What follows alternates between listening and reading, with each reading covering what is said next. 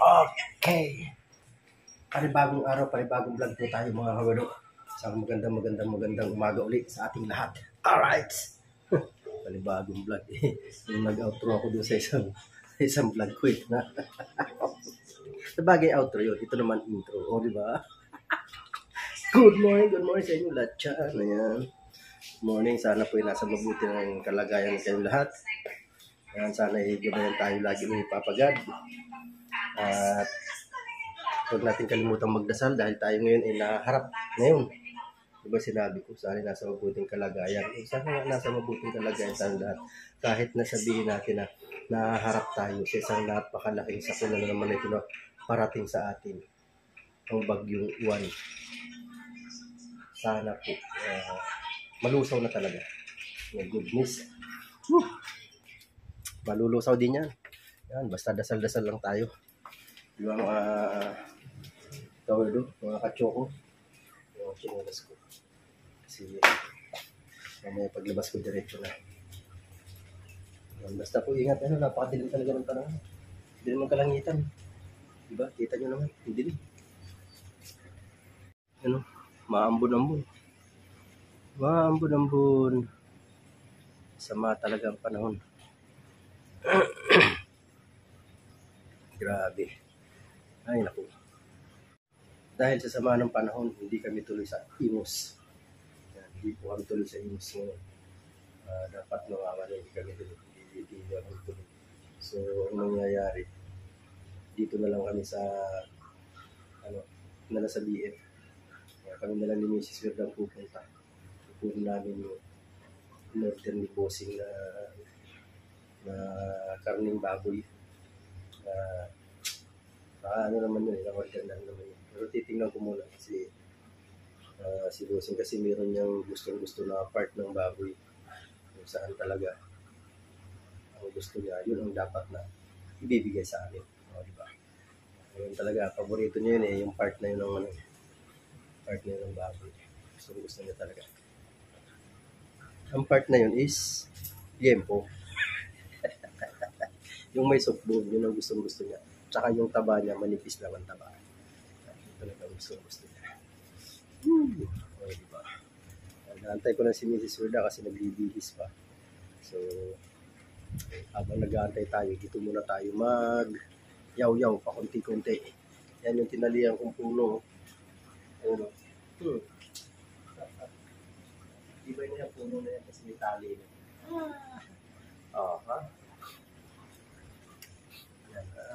Muli po ako nagpapasalamat talaga sa inyong lahat ng mga walang sawang sumusuporta sa akin. Yan, lahat kayo, hindi naman ako magbabanggit kung sino-sino, basta lahat po kayo na mga solid na sumusuporta sa akin, na patuloy na lumalaban, patuloy na ako ipinaglalaban sa challenge na ito. Diba? Tama ba ang aking sinabi? Patuloy nyo kasi ako, patuloy nyo akong pinaglalaban sa challenge na ito. Diba? Tama naman. Diba? Eh kung hindi naman dahil sa inyo, talagang hindi ako makakausad. Kaya salamat talaga. Yan, liwanag. Salamat talaga sa inyo lahat. I love you all, guys. Ayan, tapos na si Mrs. Urda magbihis. Kami,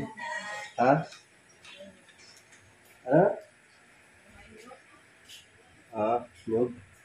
Mayroon. Okay. Aba, ang Maria, nag-ikot-ikot ang kanyang life. My goodness. Woo! Andito si Babe Madam Elabel. Babe Madam Elabel.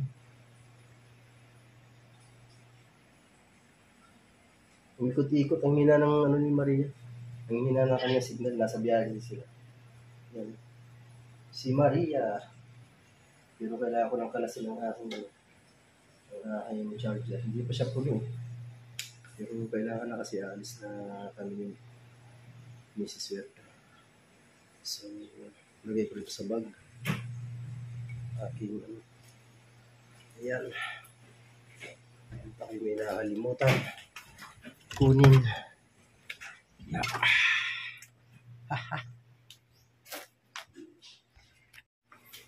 Ikaw, lumakas ng ulan. No? Lumalakas ang ulan. Tayong vlog nito. Palabas. Kung ganyan na umuulan. Aba. Hindi hirap.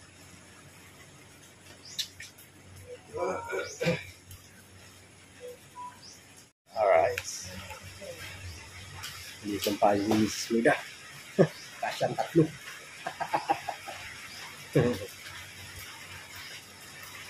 Ay, naku na ulan na rin. Wala pa namang hangin. Mahina ang hangin. Ulan, mahina rin naman. Pero yung mga ganyang klase ng ulan, ay talagang papalakas ng papalakas yan. Hindi na ulan. Or maghapon. Ito yung klase ng panahon. Okay?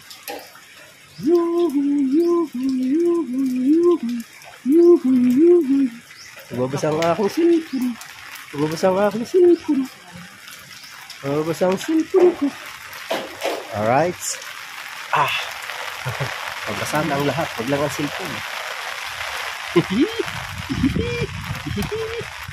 May hangin-hangin na nga. Ay, hangin-hangin na nga. Sana wag lang magkaroon ng hangin ang ulo. Iba na yung pagka-ulo na nagkahangin. Alright. Yeah.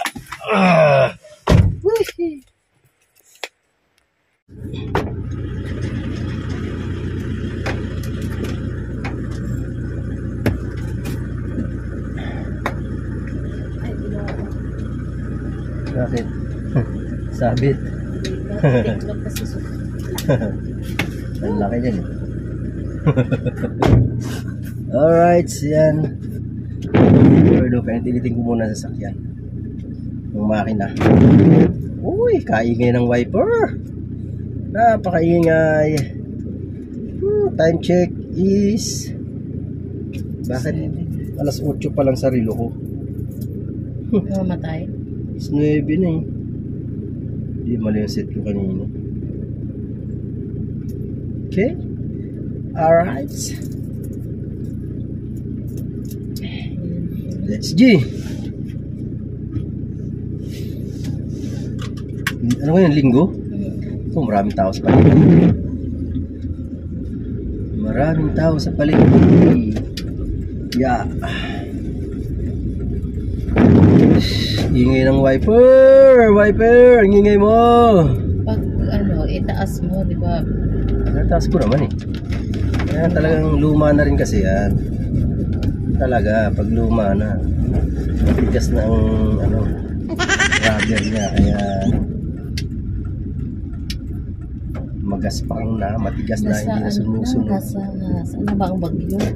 Katanduanes, signal number 4 na daw. Grabe. Dito sa atin, number 2. Lakas ng ulan. Problema ko yung sinadyo. Paggawa ng bahay dun, sayang ang gastos. Bakit naman? Hindi na matutuloy. Nabili na yung palaisdaan dun. Ay, wala. Bakit? Nabili na daw eh. Ang nakabili pa isang makapangyarihan na. Bili na. Ba't hindi ba alam nung Hindi ba sila nagpaalam? Sa mga yun, basta lang kasi nagtatayo ng bahay na hindi sinisigurado. Ay di, sayang yung mga nagpatayuan doon. Lahat yun. Hanggang sila lahat. Hanggang sila lahat doon. Ang dami nang nakatayo doon. Ngayon sila magpasaklulo kay Kapitan. Tingnan natin kung masakluluhan sila ni Kapitan.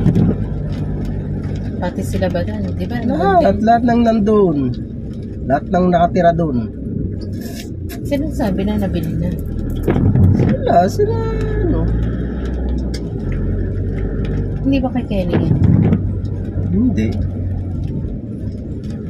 Yung kabilang kay Kelly. Sayang nun, ginastos niya. Sayang talaga. Talagang sayang. Yun ang problema ko. saan dadalhin yung mga yun. Dapat doon na lang nagdugtong kina lola niya. Doon na lang sila. Basta kasi hindi sinisigurado. Basta nagdidesisyon, urado. Hindi mo naman alam yun, nagpatayo sila, di ba? Hindi, nalaman ko nga lang, nakatayo na rin eh. Nagpapagawa na. May space pa naman doon eh. Kahit maliit lang, at least doon. Basta yung tatanong kasi. No.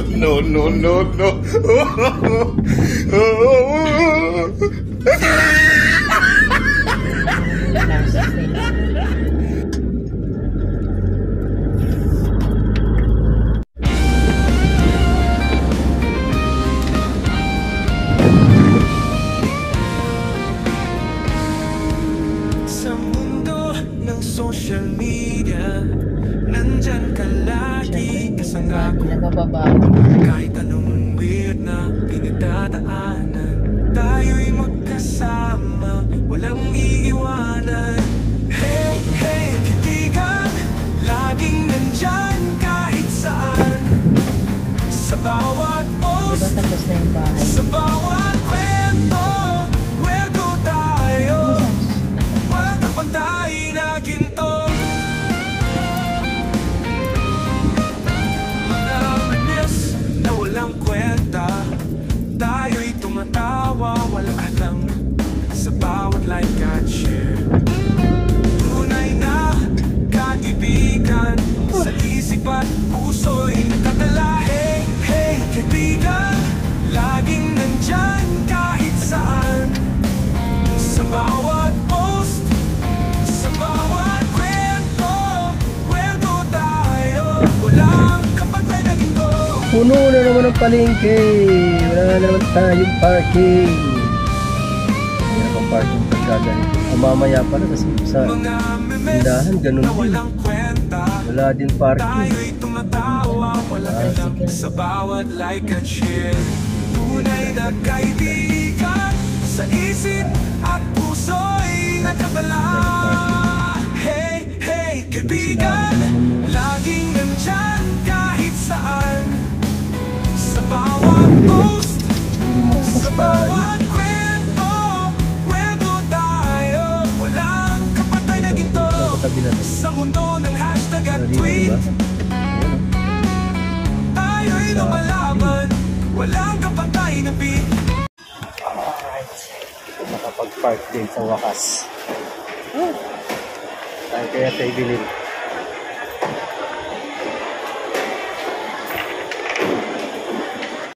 Hi, Manay. Morning. May music. May music na naman. Yari na tayo sa music. Daming tao. Tapos na ate. Tapos na ba? Tingnan natin.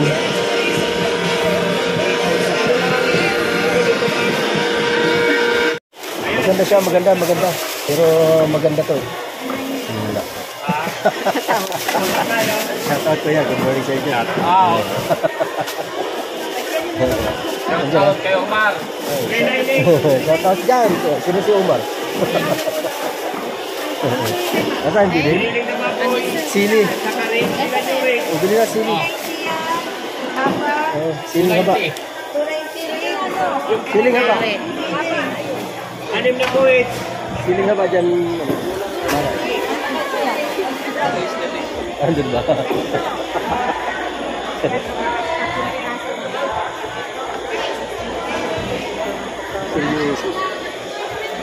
Shout out Manong. Shout out mga Bicol dyan, ingat kayo sa bagyo. Oo nga. Ano sa Katanduasin? Katanduasin sa Bicol din. Kung kinakamo kami sa amin pa kayo.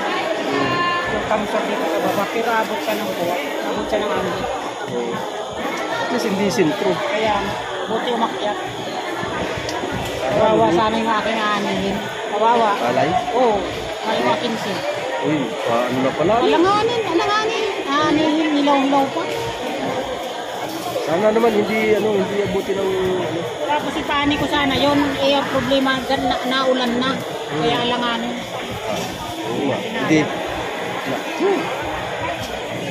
Pero sana wag naman mapinsala, ano. Sana hindi naman. Kung dumapa, okay lang. Oo. Wag lang yung mapisis ng dahon. Yung bola. Sana lang. At sana malusaw na ang bagyo. Tumalon, dapat tumalon. Tumalon doon sa ano, yung mga korap na politiko, dapat doon lang bumagsak yung bagyo. Bumagsak, tama. Diba? Sabi ko nga tinumin ko nga yan sa TikTok nag-tracer ako. Oo. Sabi ko, ito lang ginagawa namin yan kasi mahal kong bayad sa isa ang kuha sa Rotivision. Ito isa. Sharing ko na lang kasi ito walang bayad. Dahil may tracer kami. Sabi ko, sana naman at yung mga magsasaka ako, ninanakaw lang naman yung pera, dapat sa amin na lang binigay yan at may nakinabang pa. Kaya nga. Hanggat umiiral ang pansariling interest dito, wala. Oo, wala talaga.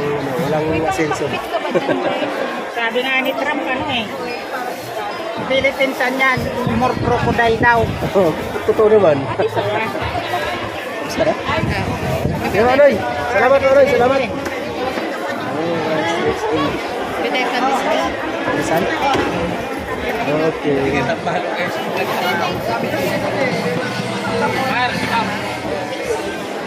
Ate, salamat. Ito salamat. Yes.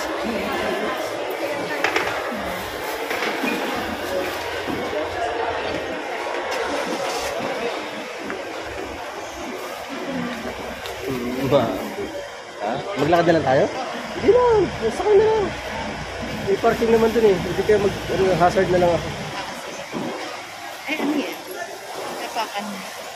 Ano nga? Ano yun? Parang cheese? Buti hindi, cheese na. Buwisi ko. Siyong ako talaga. Dapat di muna ako umalis doon sa parking. Sinamahan ko muna si Miss Werda bumili. Nakapag-vlog pa sana ako. Ngayon tuloy hindi ako makapag-vlog kasi andito ako sa hindi ko pwedeng iwanan. Naka-hazard lang ako. Ang syunga, nasyunga na naman si Chocolate. Ay si Chocolate, si Werdo pala.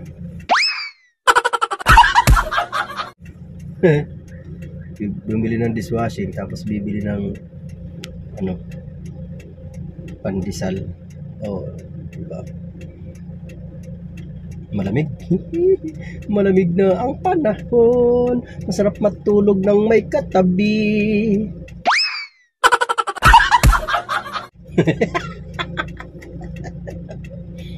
Paano yung walang katabi? Kawawa naman. Magti sa lamig. Unan at kumot na lang.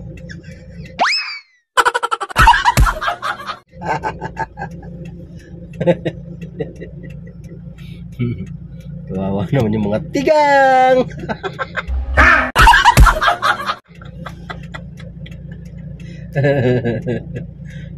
Love you all mga tigang.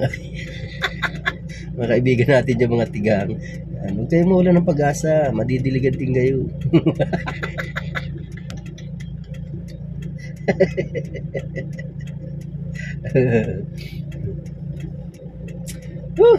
Malamig talaga, malamig.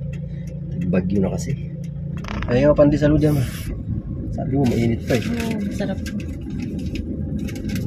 Wow, mainit na.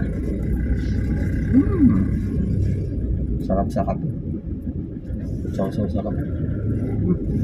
Magtabang ko panlasa ko. Tawag, mas pala ako. Wala pa akong tawag maliligo. Wala din yan. Unang kagat lang, wala na. Sama mo tumingin. Sama ko tumingin. Duling ako eh. Wala akong salam. Baka bumalik sa dati yan.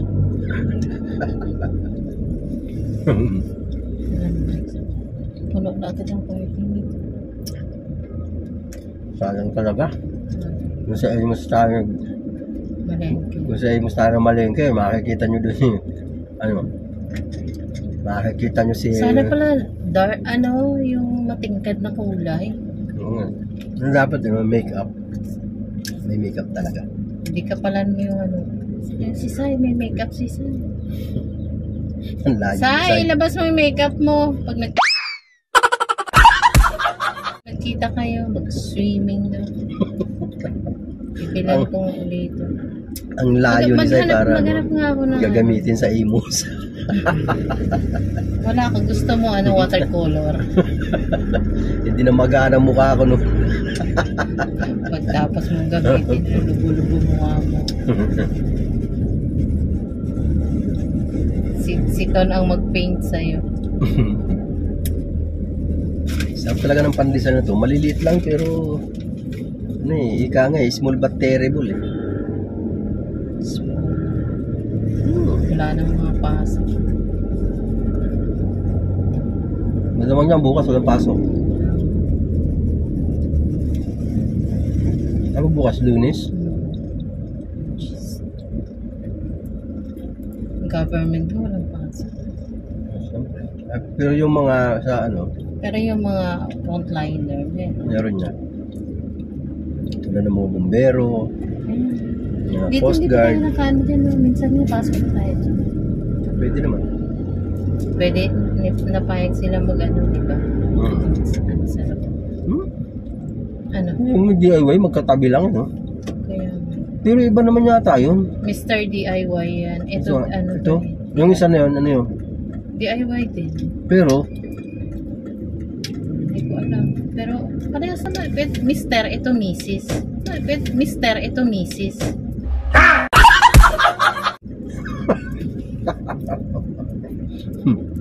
tama ka talaga, no? Eh, magkatabi lang. Eh, hindi pa magkatabi. Magkalapit lang yung DIY. Kaya, meron doon na wala dito. Meron dito na wala doon. Kaya, Kahit. pero mas, ano doon, mas maraming pagpipilian doon sa kabila.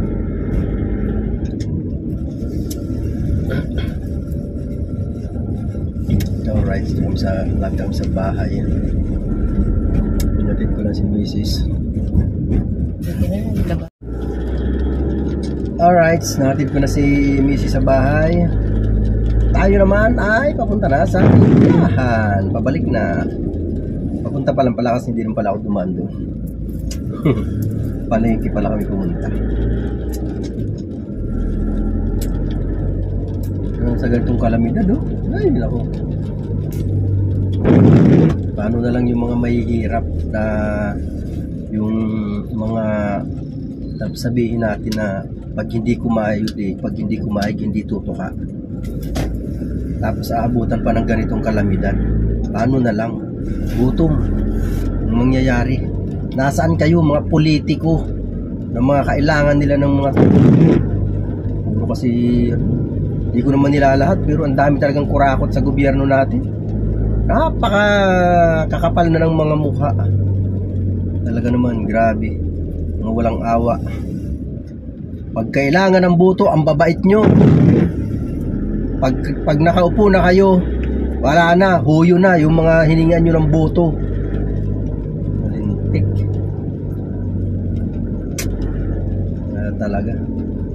Talaga naman ang buhaya dito sa atin. Napakaraming buhaya. Buhaya na may kamay. Nakakaawa lang yung mga kababayan natin na dinadaanan talaga ng sakuna. Mga isang kahig, isang tuka, dadaanan pa ng ganito, ng gano'n na kalamidad. Paano na lang, may mga anak yun, paano na lang ang kinabukasan nila? Ay,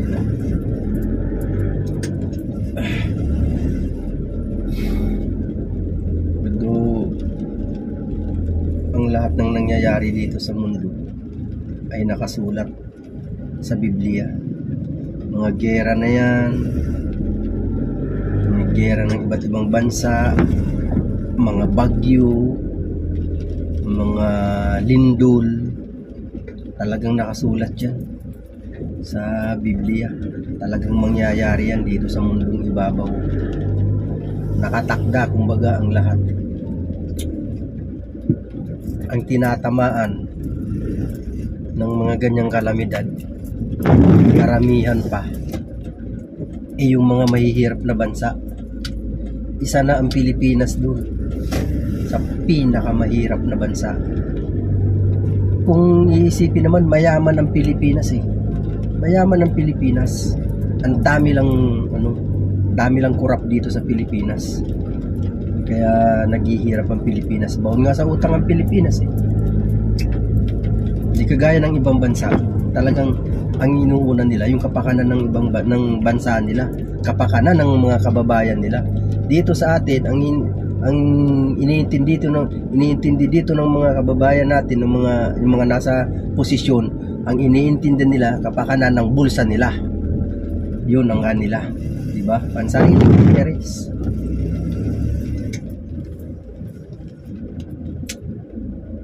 Kaya nakakawalang ganang bumoto, di ba?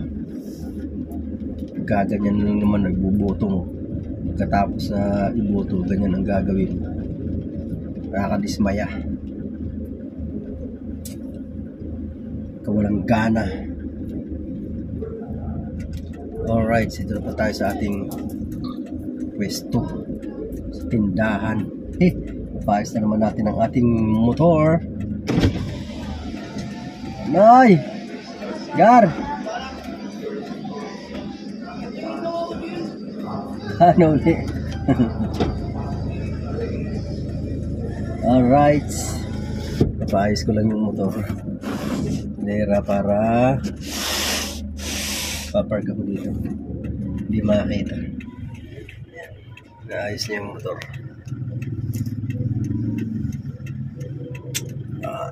Tayo magpapark eh. Ayan mga kawan, nakapark na tayo dyan. Alright. Ito tayo. Hi, morning. Morning, girl. Ay, nilalamig siya. Naka long sleeve, nilalamig eh. Ay, sirapay, kumain na ako eh. Pero pahingi, libre yan eh. Uy, pandesal, doon din sila bumili sa binila namin. Maliit din oh.